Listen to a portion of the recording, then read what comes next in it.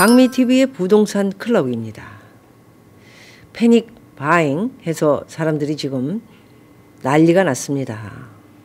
그냥 뭐 강북 같은 경우에는 집이 나오면 값에 맞춰서 이렇게 사는 그런 현상을 보면서 오히려 강남보다 강북이 집값이 더 많이 올랐다, 이런 기사들이 나고 있습니다. 사실은 제가 아는 분도 노원구에 집을 샀다고 하는데 좀 아쉬움이 나름대로 그 포트폴리오를 들어봤을 때는 나는데도 굉장히 이 정권에 대해서 불신을 가지면서 빨리 집을 하루라도 사는 것이 더 낫다라고 판단을 해서 저는 그냥 집을 샀습니다. 이렇게 얘기를 해서 이 모든 것을 이제 앞으로 부동산이 계속해서 오름폭만 있다면 다행이지만 또 어떤 일이 벌어질지 모르기 때문에 걱정스러움이 좀 앞서는 것은 왜일까요?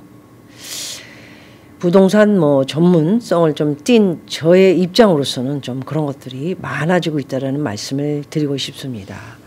강북의 집값 상승률이 이제 강남을 넘어섰다. 물론 강남이 집값이 상당히 높은 것은 맞고요. 그동안에 너무 많이 올랐죠.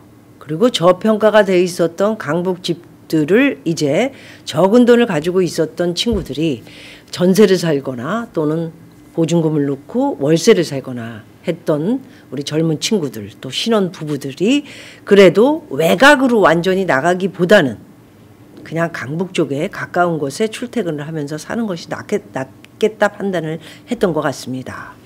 그리고 특히나 좀 무리를 해서라도 집을 이렇게 사는 경우에는 재건축의 확률이 있는 강북 아파트들을 선호하면서, 소위 말해서 강북의 아파트들은 20년, 10년 전에 분양했던, 20년 전에는 한 4, 5천 분양했던 거고요. 한 10몇 년 전에 분양했던 거는 1억 또는 8천만 원 이렇게 분양을 받았던 것들이 5억, 또 한 2억, 2억 5천에 분양받았던 것들은 7억, 8억으로 엄청나게 오른 그런 값을 형성을 하기 시작했다라는 것이죠.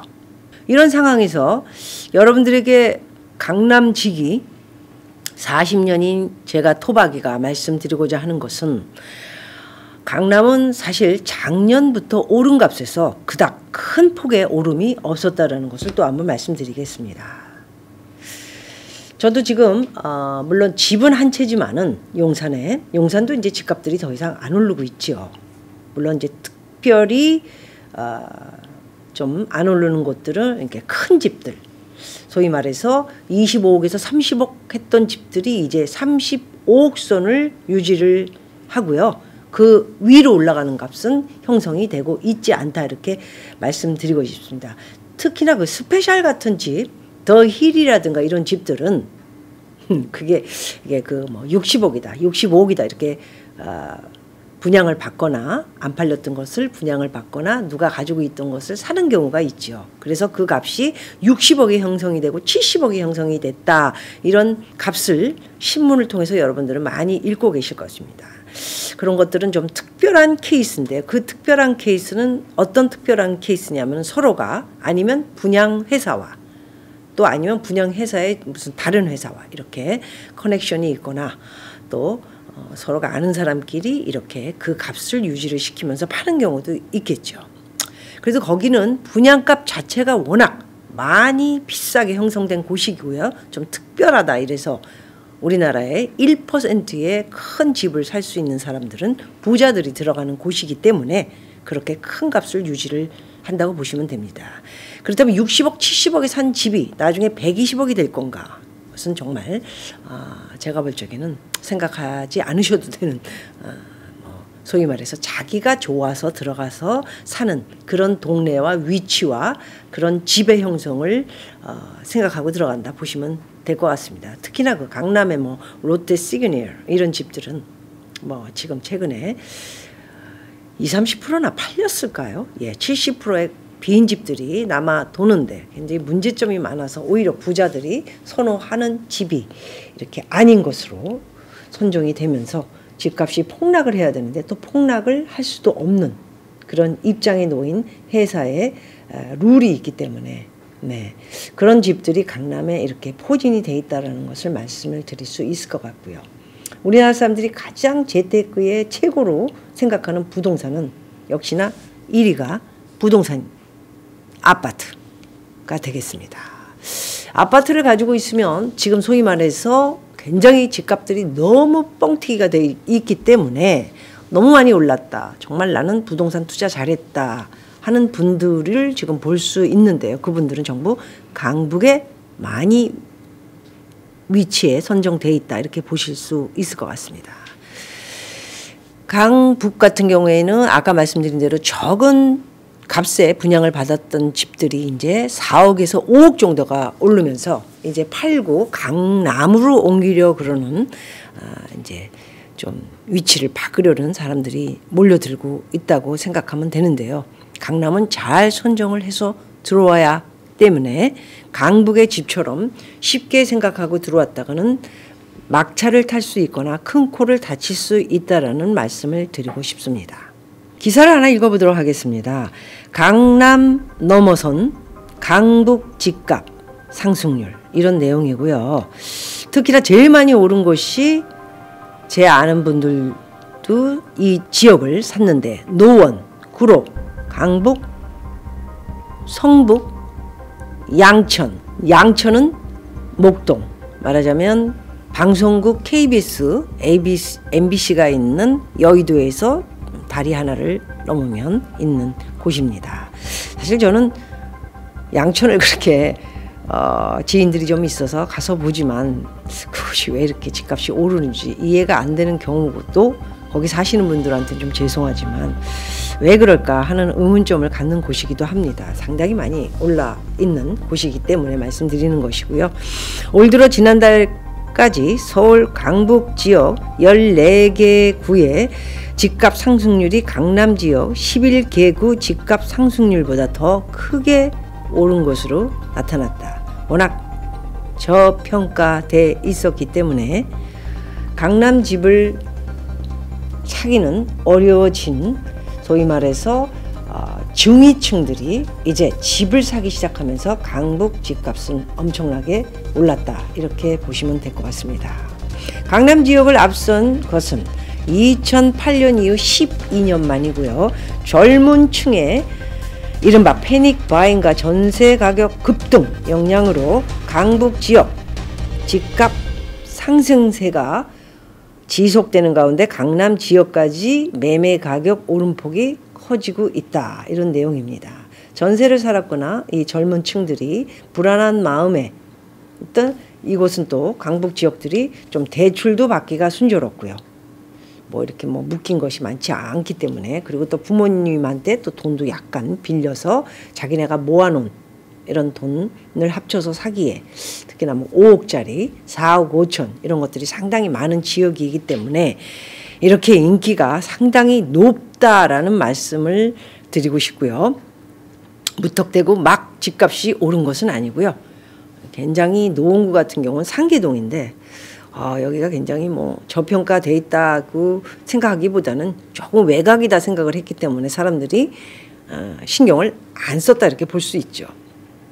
그런데 이곳까지도 이렇게 많은 사람들이 집을 사는 이유 중에 하나는 전세가 이렇게 폭등이 되면서 이제 전세가 점점 없어지지 않습니까? 월세로 바뀌거나 반전세거나 아니면 70%를 월세로 내거나 30% 보증금을 내는 이런 보증금과 월세를 내야 되는 그런 현상으로 이제 우리나라도 바뀌면서 이거 이제 집이 있어야 되겠구나.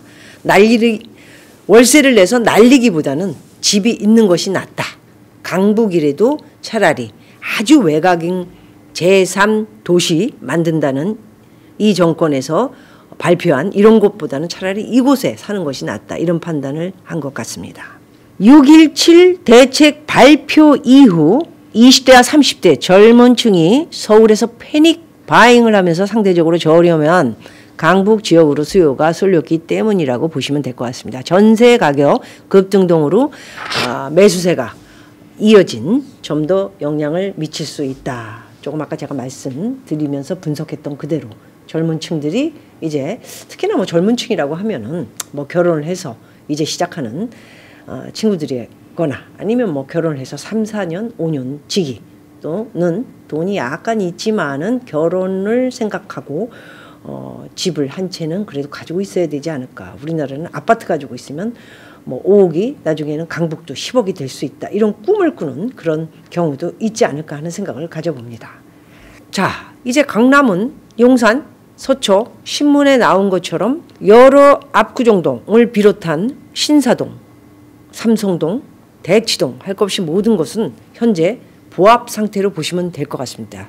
오른 것이 없고요. 올 1, 2월부터 올라 있던 값들이 그대로 지금 유지를 하고 있다고 보시면 될 것 같습니다. 저 또한 지금 오피스를 내놓고 있는데 계약이 지금 안 되고 있고요. 예, 그만큼 굉장히 많이 상승폭이 있다 생각을 하고 사람들이 좀 두려움을 갖는 것도 있겠죠. 강남이기 때문에. 근데 오피스텔 같은 경우에는 오피스나 오피스텔 같은 경우는 뭐 강남이라고 그렇게 크게 오름폭이 있었던 것은 아닙니다. 사실 아파트에 비교하면은 오피스텔은 그냥 소위 말해서 세금 내고 수익도 없고 뭐 남은 것도 없다. 이렇게 보면 될 정도로 오피스텔은 그만큼 투자를 해도 수익이 강남은 사실 뭐 똑같이 없다고 보시면 될 것 같고요.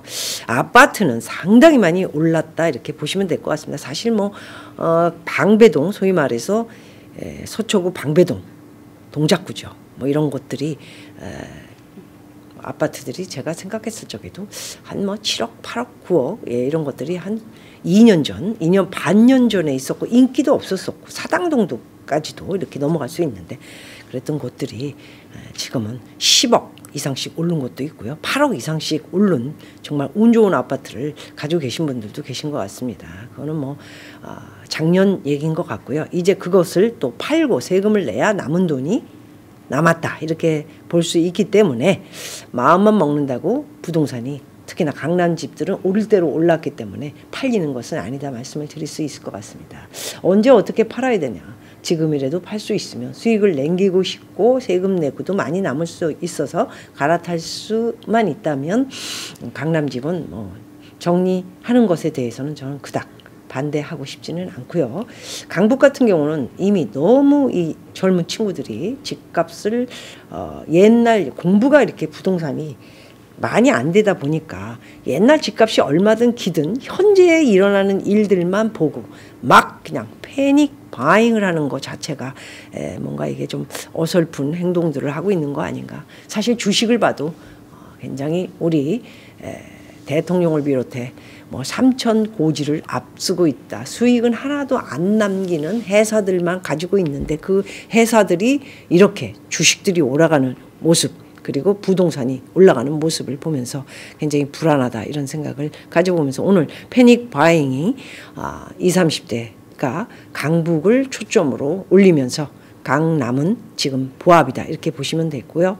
2021년 부동산은 좀 12월을 지나고 1월 셋째 주 정도의 진행을 보면서 여러분들에게 분석해 드리도록 하겠습니다. 고맙습니다.